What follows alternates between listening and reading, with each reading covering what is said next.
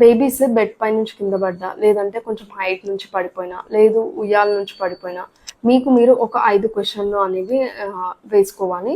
అవేంటో ఇప్పుడు చూద్దాం. Hello, I'm doctor Radhika, homeopathy physician from LB Nagar.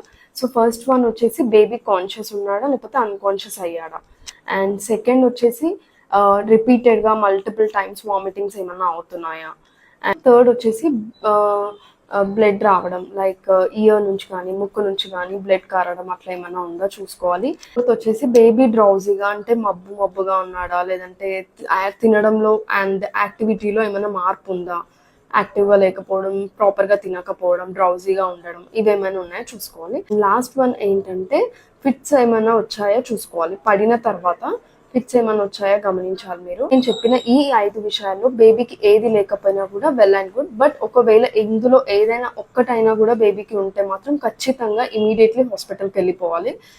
ఈ రీల్ని సేవ్ చేసుకోండి అండ్ తెలిసిన పేరెంట్స్కి అందరికీ కూడా ఈ వీడియోని షేర్ చేయండి. ఎందుకంటే ఈ సిమ్టమ్స్ గమనించడం అనేది అందరికీ తెలీదు. It will be very much helpful for everyone.